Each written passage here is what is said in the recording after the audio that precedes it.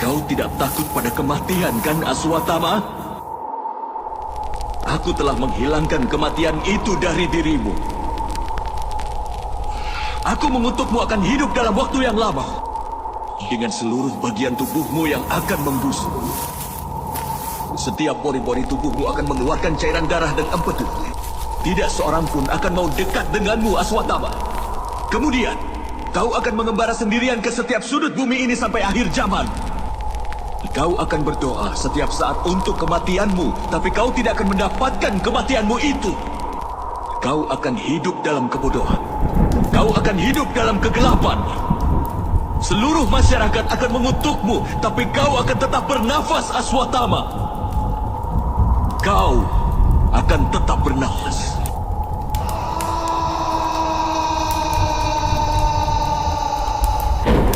Ashwatthama.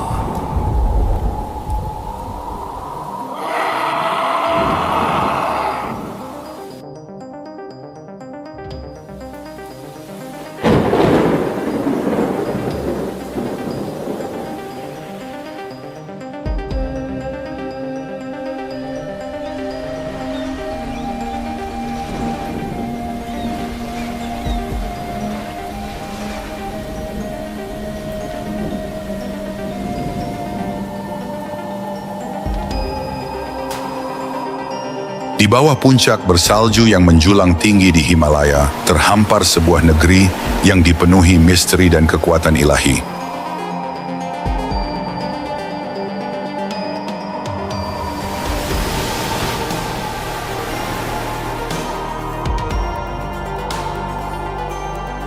Disinilah, di bawah bayang-bayang kegelapan yang mendekat, bermula sebuah kisah yang akan mengguncang dasar keberadaan itu sendiri.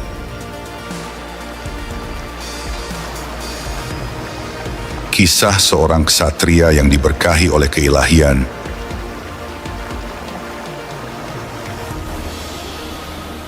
Ashwatthama.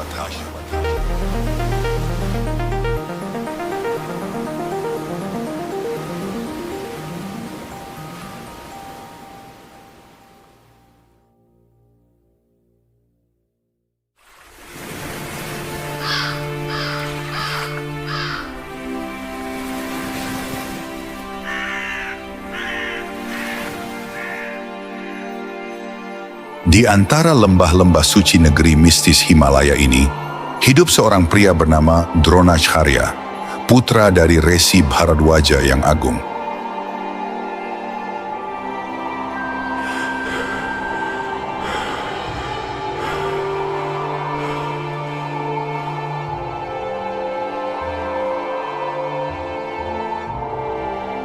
Tangannya menggenggam ilmu dari kitab-kitab suci kuno, dan lengannya membawa kekuatan senjata ilahi. Namun, takdir telah mempermainkannya dengan kejam.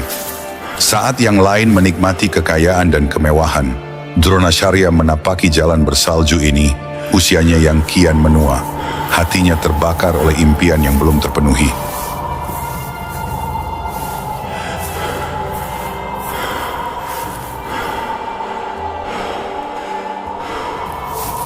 Sebuah keinginan, sebuah harapan untuk memiliki seorang putra yang kelak akan melampaui bintang-bintang itu sendiri.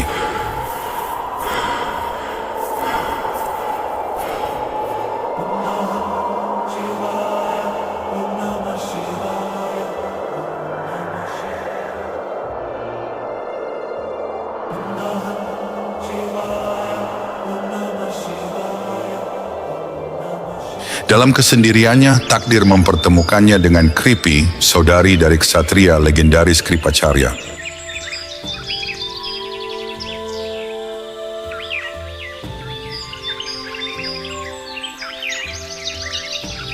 Cinta mereka tumbuh seperti bunga teratai di perairan yang tenang, murni dan dalam.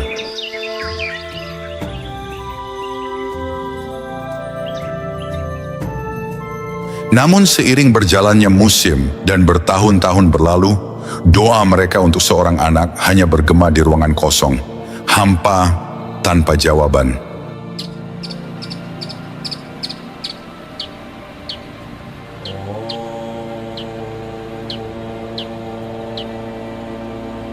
Tapi para dewa, para dewa sedang mengawasi.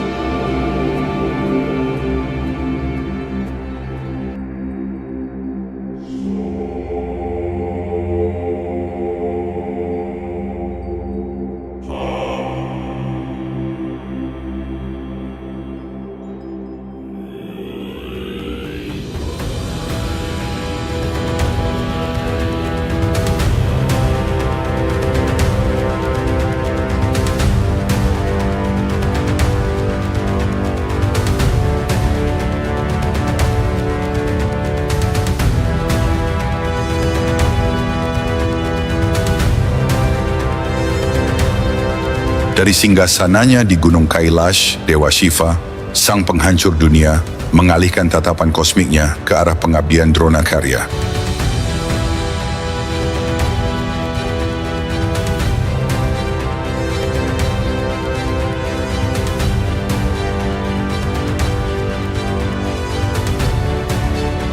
Jalinan semesta bergetar karena keputusannya.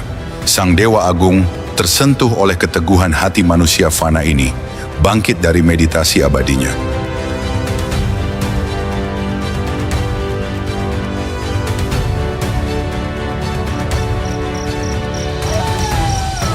Di suatu malam, saat bulan menggantung seperti sebilah pedang perak di langit, Dronakarya duduk dalam meditasi yang dalam.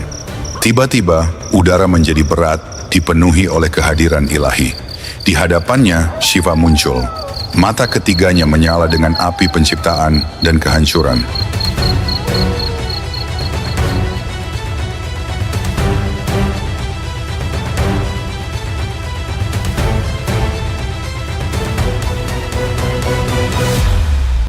Dronakarya, doamu telah menembus tabir surga. Seorang putra akan lahir darimu, tapi bukan putra biasa. Ia akan membawa sebagian dari esensiku sendiri, sebuah kekuatan yang akan menjadikannya abadi.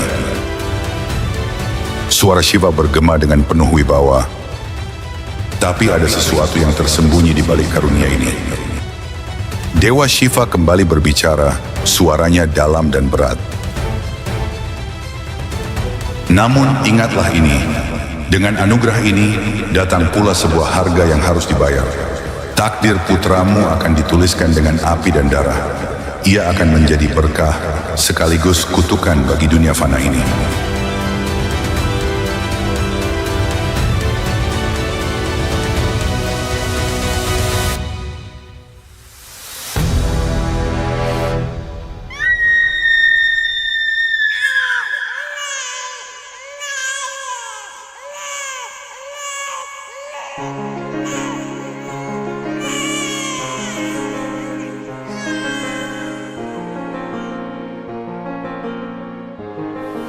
Ketika karunia ilahi itu terwujud, bumi berguncang hingga ke intinya. Pada malam kelahirannya, langit meledak dalam kemarahan kosmik.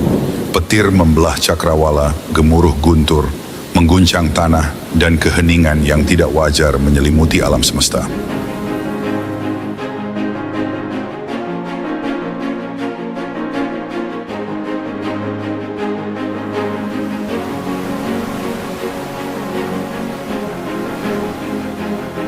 Saat bayi itu menarik napas pertamanya, sebuah permata muncul di dahinya, bercahaya dengan kekuatan murni dari Shiva sendiri. Mereka memberinya nama Ashwatthama, karena tangisan pertamanya bergema seperti pekikan perang seekor kuda ilahi. Bahkan sebagai seorang bayi, matanya menyala dengan api kuno, seolah-olah kebijaksanaan zaman dan kemarahan dari perang yang belum terjadi telah bersemayam di dalam dirinya.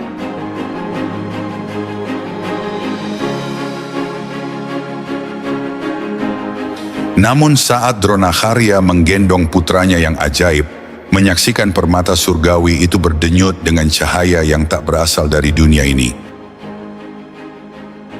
Bayangan keraguan melintas di hatinya. Takdir mengerikan apa yang menunggu anak dari karunia ini? Harga apa yang harus dibayar dunia untuk anugerah dari para dewa?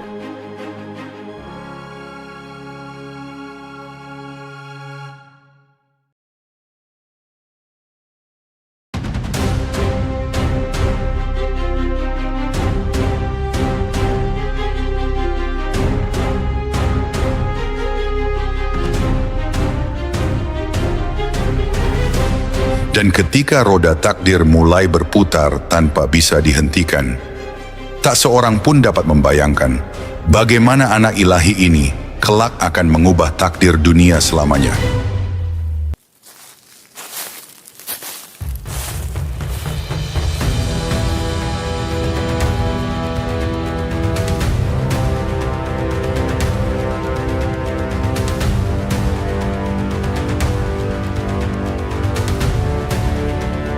Cucu Sang Maharesi Bharadwaja.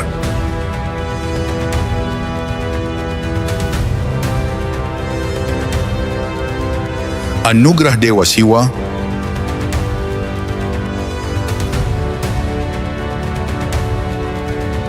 Putra Guru Agung Dronacharya,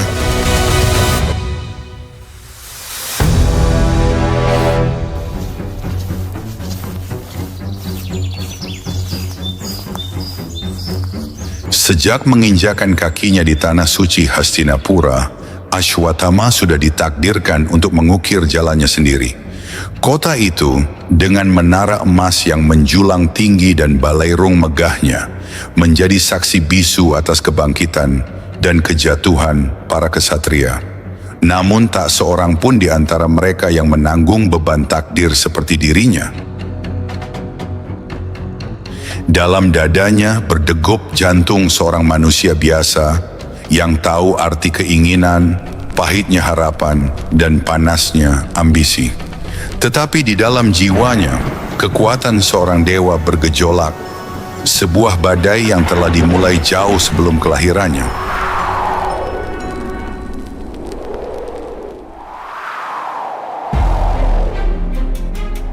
Di Gurukul Dronacharya, dinding-dindingnya berdiri kokoh, menyimpan gema benturan senjata, jeritan perang, dan pekikan perintah tegas dari guru terbesar di zamannya. Di tempat suci ini, para pangeran dari berbagai kerajaan datang untuk menempah diri menjadi pejuang sejati. Namun Ashwatthama tak menemukan jati dirinya di antara gelar atau hak istimewa. Ia menemukannya dalam brutalnya pertempuran. Setiap fajar menyingsing bukan dengan kicauan burung, tetapi dengan siulan tajam anak panah yang membelah udara pagi. Setiap pagi disambut dengan dentingan baja bertemu baja, suara pekikan para murid yang terlibat dalam duel sengit. Dan di antara mereka, Ashwatthama berdiri. Rambutnya yang panjang terurai seperti bendera perang, otot-ototnya terpahat oleh disiplin tanpa henti. Hari demi hari ia berlatih lebih keras, bertarung lebih ganas, bertahan lebih lama. Debu medan latihan melekat di kulitnya seperti pakaian kedua, dan rasa darah miliknya sendiri maupun lawannya menjadi hal yang biasa baginya. Namun, di antara para pejuang yang tumbuh dan teruji dalam arena ini, hanya satu nama yang bersinar lebih terang daripada yang lain.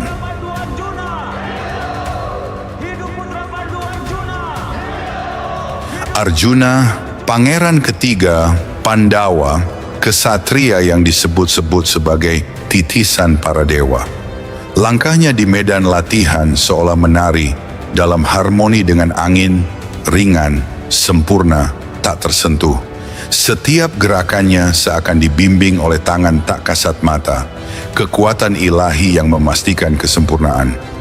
Saat ia mengangkat busurnya, waktu seakan berhenti. Saat ia melepaskan anak panah, panah itu tak hanya terbang, ia menghantam sasaran dengan kepastian takdir. Dan dalam setiap bidikan yang sempurna, dalam setiap pukulan yang tanpa celah, mata Dronacharya menyala. Bukan hanya dengan kebanggaan, tetapi dengan sesuatu yang lebih dalam, lebih kuat.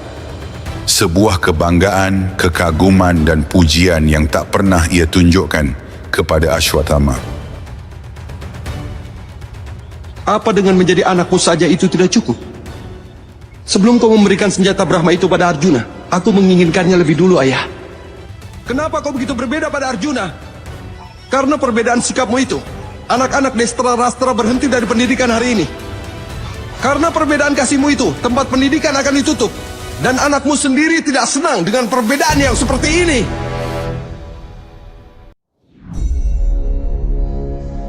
Ashwatthama ada di sana juga, menghirup udara yang sama, mengayunkan pedang yang sama, berjuang di tanah yang sama. Namun hari demi hari, ia tetap tak terlihat. Setiap kali nama Arjuna dielu-elukan, kekosongan dalam dirinya semakin melebar.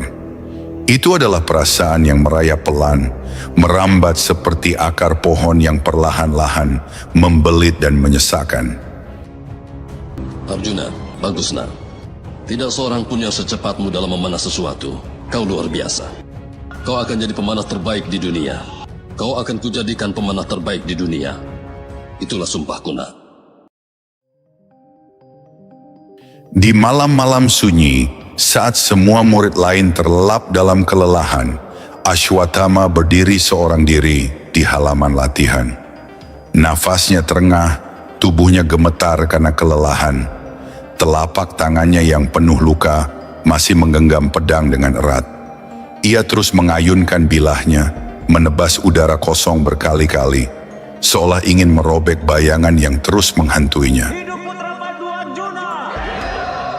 Hidup Putra Pandu Arjuna! Angin malam membawa gema pujian hari itu, pujian yang bukan untuknya. Di dahinya, permata ilahi pemberian Mahadev berdenyut, cahayanya berkilau samar di kegelapan, mencerminkan kegelisahan dalam jiwanya. Ia adalah makhluk ilahi, ia adalah seorang Chiranjeevi. Ia lahir dari darah kesatria, dibakar oleh api para dewa. Namun di sini ia berdiri, di atas tanah yang dingin, berkeringat, terluka. Selamanya hanya bayangan di belakang seorang manusia biasa, Arjuna. Di dalam kesunyian itu, seseorang datang menghampirinya.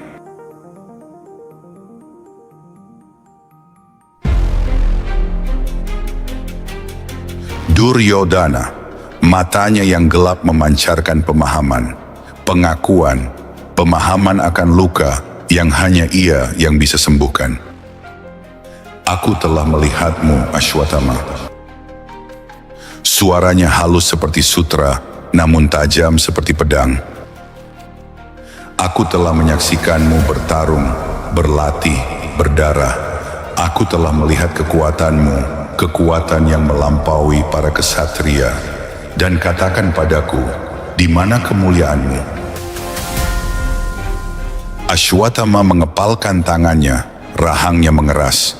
Duryodhana semakin mendekat, suaranya berbisik seperti badai yang mulai merayap ke arah mangsanya. Lihat bagaimana mereka memuja Arjuna. Lihat bagaimana mereka menyebutnya sebagai yang terbaik. Sementara kau yang diberkati oleh Mahadev sendiri tetap terabaikan. Apakah ini keadilan? Apakah ini takdirmu? Kata-kata itu menghantam seperti palu menempa baja panas. Setiap kata-katanya membentuk rantai keraguan di dalam pikiran Ashwatthama. Dan di saat itu, sebuah benih ditanam. Benih keraguan, benih hasrat, benih amarah yang perlahan membara.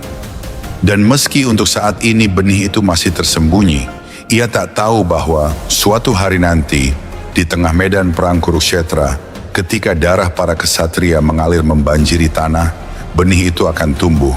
Dan ketika ia mekar, ia akan membakar segalanya dalam jalurnya.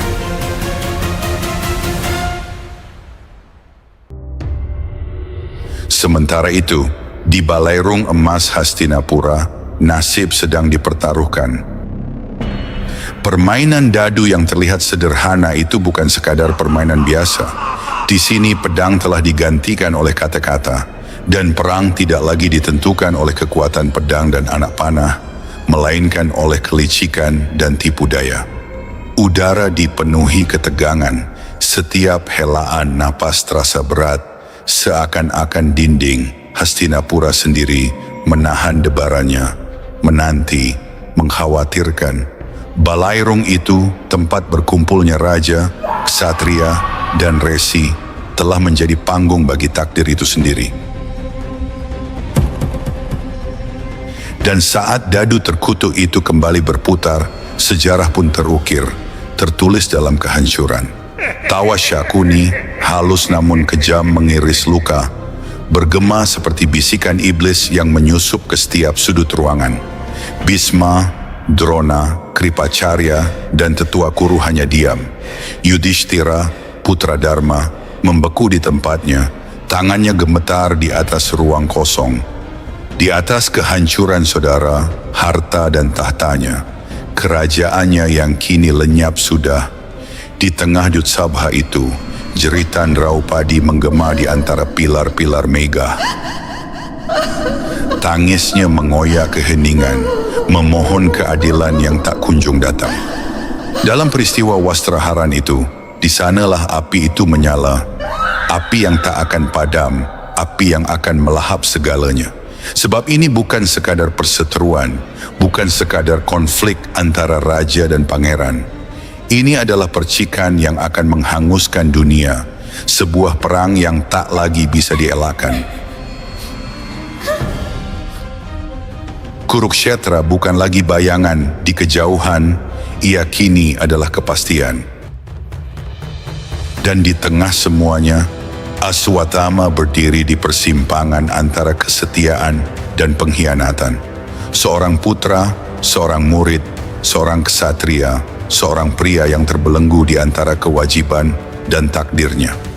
Ia dibesarkan untuk menjunjung dharma, untuk berjalan di jalan kebenaran. Tapi apa arti dharma jika dunia sendiri telah mengaburkan batas antara benar dan salah? Apa arti kewajiban jika ia terikat oleh sumpah yang tak bisa dipatahkan? Gendang perang telah ditabuh, gaungnya menggema ke seluruh penjuru negeri, memanggil setiap ksatria yang ditakdirkan bertarung dalam pertempuran terbesar yang pernah ada. Dan Aswatthama tahu, perang ini bukan sekadar ujian bagi kekuatan atau keahliannya. Ini adalah ujian bagi jiwanya. Sebab di tengah kobaran perang, di antara benturan senjata dan jeritan mereka yang meregang nyawa, ia akan berhadapan langsung dengan kekuatan yang membara dalam dirinya. Berkah dari Siwa sekaligus kutukan dari Krishna. Dan saat debu akhirnya mereda, saat sungai mengalir merah, saat tubuh para raja terbujur di bawah langit yang muram, takdir Aswatthama, takdir sejatinya akan terungkap.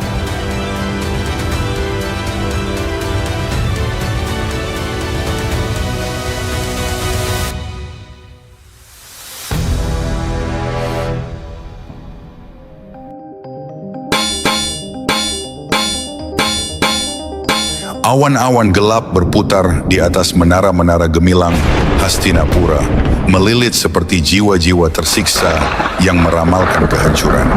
Langit bergemuruh seolah menggigil menghadapi pertumpahan darah yang tak terelakkan. Angin liar menerjang dinding-dinding istana yang menjulang, membawa aroma tanah yang basah, sebuah firasat sunyi yang menggema di udara. Di lorong-lorong suci ini, dulu suara tawa para pangeran pernah menghangatkan ruangan, persaudaraan mereka yang polos membingkai kenangan.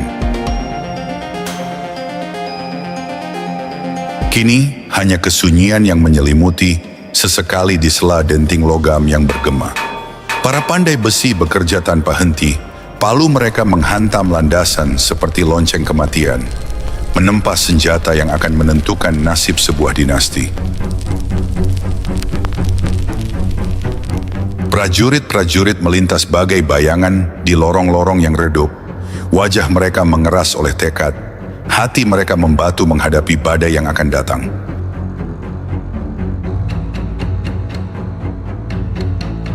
Di luar tembok kota, rakyat Hastinapura berdesakan dalam ketakutan, mata mereka dipenuhi kecemasan, bisikan mereka mengandung doa-doa yang tak terucap.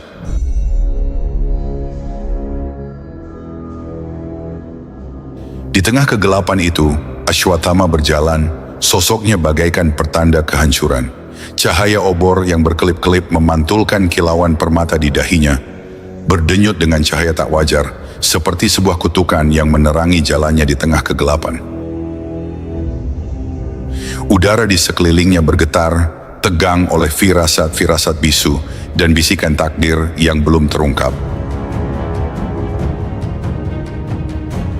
Di dalam kamar pribadi sang pangeran Kaurawa, udara dipenuhi aroma dupa yang menyala dan beban bisikan yang menggantung. Sebuah lampu emas berdiri sendiri, cahayanya menari-nari di atas dinding batu kuno, memproyeksikan bayangan dua sosok yang bertukar sumpah dalam kegelapan.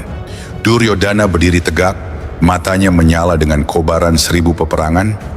Suaranya menembus kesunyian seperti pedang yang baru ditempa, tajam, dingin, dan syarat dengan ambisi yang dirampas. Nada bicaranya adalah perintah sekaligus permohonan. Tangannya mencengkeram bahu Ashwatthama dengan genggaman yang menekan. Jemarinya menancap ke dalam daging seperti rasa putus asa yang menggila. Waktunya telah tiba. Terlalu lama kita menyaksikan para Pandawa menerima pujian yang tidak layak. Terlalu lama kekuatan ilahimu, anugerah dari Mahadewa sendiri, dibayangi oleh reputasi hampa Arjuna. Mendengar nama itu, darah Ashwatthama mendidih dengan kebencian. Arjuna, pemanah kesayangan yang dipuja-puja, pahlawan yang diperlakukan bagaikan surga, para dewa sendiri telah memberkatinya dengan segala kelebihan.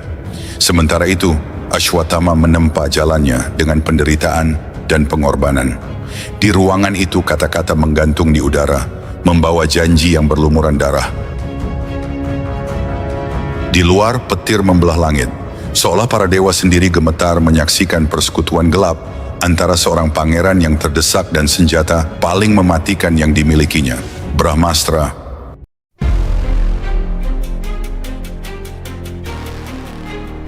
Di Balairung Agung suara Bhishma menggema, syarat dengan kebijaksanaan zaman yang telah berlalu. Sang tetua berdiri tak tergoyahkan dalam jubah putihnya, laksana gunung yang menantang badai. Sebuah takhta yang dibangun di atas jasad saudara sendiri akan selamanya terkutuk. Konflik ini akan melahap segalanya, kehormatan kita, garis keturunan kita, bahkan keabadian kita sendiri. Suaranya bergetar, bukan karena ketakutan, melainkan oleh kesedihan seorang saksi yang telah menyaksikan perang tanpa akhir. Di sampingnya, Vidura mengepalkan tangan, napasnya tersengal, jiwanya hancur perlahan dengan setiap detik yang berlalu. Jangan biarkan kebencian membutakan hatimu. Matanya beralih dari Duryodhana ke Dhritarashtra, berusaha menyalakan kembali harapan yang semakin meredup. Jangan biarkan darah saudara sendiri mengalir hanya demi ambisi yang tak terkendali. Dharma tidak boleh dikorbankan di atas altar keserakahan. Namun dari atas tahtanya, Raja Dhritarashtra yang buta hanya bisa menggenggam pegangan singgasananya dengan erat, seolah mencoba menahan sisa-sisa kerajaan yang perlahan runtuh dari genggamannya. Di luar, genderang perang mulai bertalu. Ritmenya yang mengancam menenggelamkan doa-doa kebijaksanaan, membungkam bisikan perdamaian, dan menelan tangisan cinta yang tersia-sia. Takdir telah menjatuhkan putusannya, dan roda kehancuran mulai berputar. Lalu datanglah Krishna, sang diplomat ilahi, bagaikan cahaya fajar yang menerobos kegelapan abadi. Jubah sutranya yang kuning keemasan mengalir anggun di atas kulitnya yang gelap, bercahaya dengan keagungan yang melampaui dunia fana. Bulu merak di mahkotanya bergoyang perlahan, seolah-olah dibelai arus kosmik yang tak terlihat. Saat ia melangkah ke dalam Balairung Hastinapura, waktu seakan berhenti. Keheningan menyelimuti ruangan. Tatapannya dalam seperti samudra tanpa batas, menyapu setiap wajah yang hadir. Duryodhana yang keras kepala, Dhritarashtra yang bimbang, Bhishma yang terluka, Vidura yang setia. Dia bukan sekadar raja atau utusan biasa, dia adalah Narayana yang turun ke bumi. Wahai para pangeran Hastinapura, dengarkan kata-kataku. Suaranya mengalir seperti air suci, tenang, namun tak terbendung. Jalan yang kalian tempuh ini hanya membawa kehancuran. Api perang akan menghanguskan bukan hanya tubuh kalian, tetapi juga jiwa kalian. Tatapannya beralih ke Duryodhana, menembus kesombongan dan keangkuhannya. Kau mengira perang ini akan membawamu kejayaan, namun yang menantimu hanyalah kehancuran. Apakah sebuah kerajaan yang dibangun di atas abu saudaramu memiliki nilai? Apakah harga sebuah kemenangan layak dibayar dengan darah mereka yang kau cintai? Namun di sudut terdalam ruangan, tangan Duryodhana mengepal. Kebencian yang telah mengakar begitu dalam tak dapat dicabut oleh kata-kata, betapapun bijaksananya. Dan demikianlah, mereka semua menuju Kurukshetra, tanah suci yang akan berubah menjadi altar pengorbanan. Di bawah langit merah saga, ribuan panji berkibar. Bumi bergetar oleh derap langkah para prajurit, oleh deru gajah dan roda kereta perang. Dan di antara mereka, berdiri Ashwatthama dengan permata di dahinya berkilau, bagaikan bintang yang terkutuk. Di medan perang ini, ia akan menemukan harga sebenarnya dari keabadian. Dibayar dengan darah, dengan penderitaan, dan dengan keputusan yang akan menggema dalam keabadian.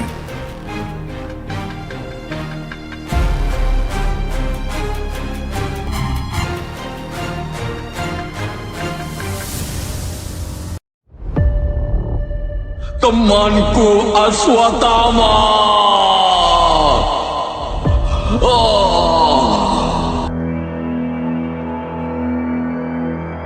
Aku minta padamu, teman. Hanya kau yang bisa membantuku sekarang.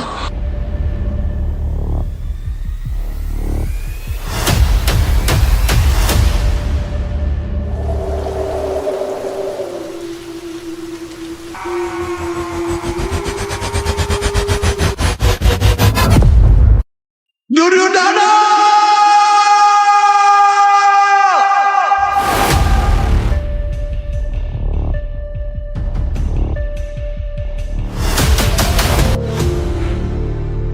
Ashwatthama.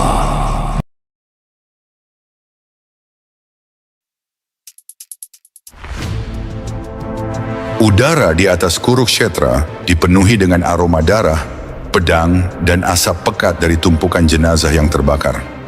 Medan perang itu bagaikan lautan kehancuran di mana jenderang perang dan suara kerang masih menggema di langit. Meskipun tak mampu menenggelamkan jeritan para prajurit yang gugur. 18 hari telah berlalu sejak panah pertama dilepaskan. 18 hari yang menjadi saksi kejayaan dan kehancuran, keberanian dan pengkhianatan. Tanah itu sendiri bergetar di bawah beban takdir yang tengah bergejolak. Ashwatthama bertempur, mengamuk penuh amarah, dengan kekuatan ilahi yang dimilikinya, meninggalkan jejak kehancuran dimanapun ia melangkah. Setiap tebasannya adalah badai, setiap gerakannya memancarkan ketuhanan yang murka. Seorang prajurit yang lahir dari ramalan dan api.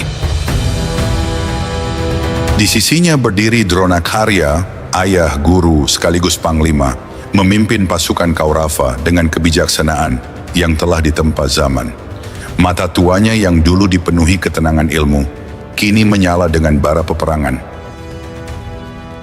Di tengah hiruk-pikuk pertempuran, di antara dentingan baja dan jeritan mereka yang sekarat, sesekali mata mereka bertemu.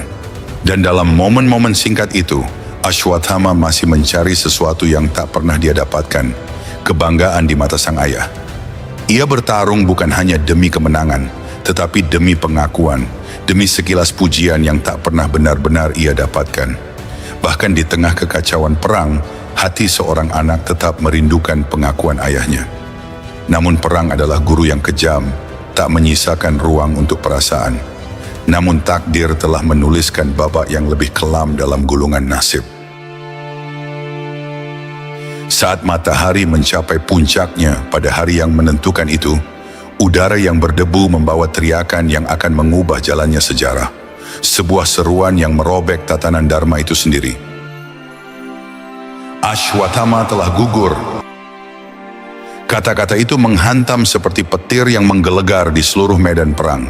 Dronacarya, sang guru yang tak terkalahkan, membeku. Pikirannya jatuh ke dalam kekacauan, hatinya yang telah bertahan dari begitu banyak pertempuran hancur oleh kemungkinan kehilangan putranya. Dunia yang berlumuran darah di sekelilingnya memudar. Hiruk-pikuk perang hanya terdengar samar di kejauhan. Dengan suara yang gemetar, tangannya menggenggam busurnya erat, seolah itu adalah satu-satunya pegangan yang tersisa baginya. Ia berbalik, putus asa, mencari satu jiwa yang kata-katanya Katakan tak bisa padaku, dikotori oleh dusta. Apakah putraku benar-benar mati? Dan di sanalah ketika kebenaran sendiri menjadi senjata. Di bawah arahan Basudewa Krishna, Yudhishthira mengucapkan kata-kata yang akan bergema sepanjang zaman. Ashwatthama telah mati. Suaranya jelas dan tegas menembus hati sang guru tua seperti bilah pedang. Lalu bisikan yang hilang dalam deru angin mengikuti, "Gajah, bukan manusia." Nilai kata-kata itu tak terukur. Sejenak, waktu seakan terhenti. Napas Dronacharya tersendat, genggamannya melemah, tubuhnya bergoyang seolah dihantam kekuatan yang tak mampu dia tahan. Guru yang telah melatih para kesatria terbesar pada zamannya, yang telah membentuk legenda dan menuliskan takdir, kini merasakan jiwanya sendiri tercerai-berai. Busurnya jatuh dari tangannya, bahunya merosot, dan matanya tertutup dalam meditasi. Kesatria yang pernah begitu perkasa, penjaga ilmu dan peperangan, menyerahkan dirinya pada keheningan. Dan dalam momen kerentanan itu, maut menemukannya. Drishtadyumna yang terlahir untuk membalas dendam, mengangkat pedangnya tinggi-tinggi. Matahari bersinar di atas bilahnya, sebuah penghakiman terakhir atas seorang pria yang tak lagi bersenjata. Dengan pekik kemenangan dan amarah, sang pangeran Pandawa mengayunkan pedangnya. Kilat cahaya emas menari di ujung tajamnya, dan kepala yang pernah menyimpan kebijaksanaan zaman terpisah dari tubuhnya. Dronacharya, sang agung, jatuh. Jiwanya meninggalkan tubuhnya, tugas dan beban akhirnya dilepaskan. Di seberang medan perang, Ashwatthama merasakan itu, sebuah luka membara di dalam hatinya, sebuah kehampaan, tempat kehadiran ayahnya dahulu bersemayam. Bukan luka yang disebabkan oleh baja, melainkan sesuatu yang jauh lebih buruk, kehancuran jiwanya sendiri. Tangannya mencengkeram erat gagang pedangnya saat kemarahan merasuki nadinya.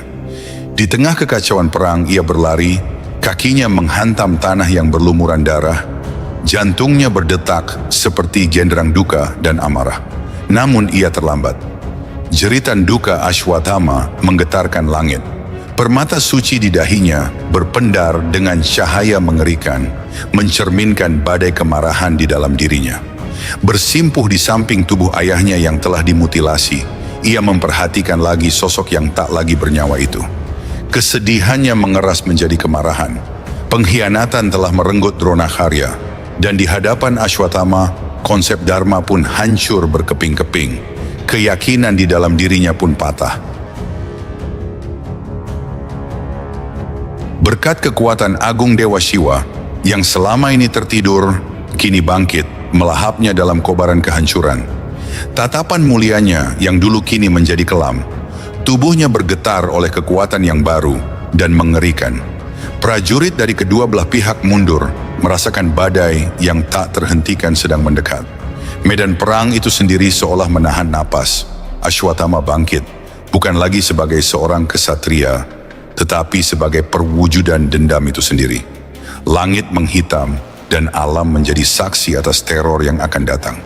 Ashwatthama bukan lagi seorang manusia, ia telah menjadi kekuatan kehancuran, dan dunia akan segera membayar harganya. Saat perang terus berkecamuk, satu demi satu para ksatria Kaurava gugur. Dan akhirnya Duryodhana, raja mereka yang terakhir, terjatuh ke tanah, tubuhnya berlumuran darah, kekuatan hidup perlahan meninggalkannya. Ashwatthama berdiri diam, tubuhnya kaku bagai patung, hanya permata di dahinya yang masih berpendar, memancarkan cahaya merah membara di atas tanah yang telah menelan begitu banyak nyawa. Di hadapannya, Duryodhana, temannya, junjungannya, satu-satunya penguasa yang pernah mempercayainya, terengah-engah dalam kesakitan. Dengan suara yang lebih tajam dari bilah pedang, ia berbisik, "Ashwatthama, balaskan dendam kami semua." Lalu kesunyian menyelimuti. Perang telah berakhir. Namun kematian masih menghantui tanah Kurukshetra yang telah berlumuran darah. Kemenangan telah jatuh ke tangan Pandawa. Namun di dalam gelap yang mulai merayap, sebuah bayangan pembalasan bangkit. Sesuatu yang lebih mengerikan daripada perang itu sendiri. Malam pun tiba, membawa serta ketenangan palsu. Namun dalam kegelapan itu sesuatu dalam diri Ashwatthama berubah. Putra Drona yang dahulu, seorang ksatria yang terikat oleh kehormatan, telah lenyap. Yang tersisa hanyalah titisan kehancuran. Kemarahannya telah menghanguskan sisi manusianya. Kini hanya kebencian yang tersisa, maka ia melangkah di tengah gelapnya malam. Tak seorang pun melihat kepergiannya. Dua sosok mengikutinya dari belakang, Kripacharya dan Kritawarma, dua kesatria Kaurawa yang masih bertahan. Mereka tidak berbicara, tidak perlu ada kata-kata lagi. Di hadapan mereka terbentang perkemahan Pandawa. Para pemenang telah tertidur dalam pelukan kemenangan mereka. Para prajurit beristirahat, tubuh-tubuh yang lelah terbaring di bawah langit yang dingin. Namun yang datang bukanlah perang, yang datang adalah pembantaian. Tenda demi tenda, prajurit demi prajurit, Ashwatthama mengayunkan pedangnya tanpa ampun. Bilahnya melintas dalam gelap, tidak ada perlawanan, tidak ada pertempuran, hanya jeritan yang tak sempat tuntas. Tangannya yang dahulu diasuh dengan ajaran Dharma oleh ayahnya, kini menjadi alat kehancuran mutlak. Namun kejahatan tertingginya bukanlah pada para prajurit yang terlelap, melainkan pada anak-anak tak berdosa. Anak-anak para Pandawa, keturunan para pemenang, pewaris generasi baru, mereka yang tengah bermimpi tentang esok yang lebih damai. Mereka tidak pernah melihat bayangan yang datang menghabisi mereka. Darah mereka bercampur dengan tanah, jeritan mereka tenggelam dalam dinginnya angin malam. Lalu pagi datang, melukis langit dengan warna merah segar, bukan oleh cahaya fajar, tetapi oleh tragedi yang baru terungkap. Pandawa yang kembali menemukan kemenangan mereka telah menjadi abu. Di tempat perayaan hanya ada ratapan. Di tempat kebahagiaan hanya ada jeritan kesedihan. Raungan Arjuna menggetarkan dunia. Dengan hati yang membara oleh air mata dan murka, ia mengangkat tangannya ke langit dan bersumpah, demi semua yang suci, Ashwatthama akan membayar. Dan pertempuran terakhir pun dimulai. Dua kesatria yang diberkati para dewa, dua kekuatan yang melampaui batas manusia, bertempur dalam kemarahan yang tak terkendali. Panah bertemu panah, senjata bertemu senjata. Langit terbakar oleh api ilahi, bumi bergetar di bawah tekanan kekuatan yang tak dapat ditahan. Lalu, batas terakhir pun dilanggar. Ashwatthama dalam kegilaannya mengerahkan kekuatan yang seharusnya tidak digunakan, Brahmastra. Namun ia tidak mengarahkannya kepada musuhnya, melainkan kepada seorang bayi yang belum lahir, satu-satunya harapan terakhir dinasti Pandawa. Dan saat itulah Krishna, seseorang yang dianggap penjaga Dharma, tak lagi bisa berdiam diri. Suaranya mengguncang alam semesta, matanya menyala dengan api ketuhanan. Ashwatthama, kau telah melampaui batas dosa dan kehancuran. Hukuman yang lebih buruk dari kematian pun dijatuhkan. Permata di dahimu, berkah dari Shiva, akan aku cabut, namun keabadianmu tetap akan bertahan. Engkau akan berjalan di bumi ini hingga akhir zaman, membawa luka yang tak pernah sembuh, merasakan kehausan yang tak pernah terpuaskan, tanpa tempat beristirahat, tanpa kedamaian. Ashwatthama menjerit bukan karena rasa sakit, tapi karena kesadaran akan apa yang telah terjadi. Ia telah menjadi sesuatu yang bahkan kematian pun menolaknya. Dan sejak saat itu, ia menghilang ke dalam bayangan,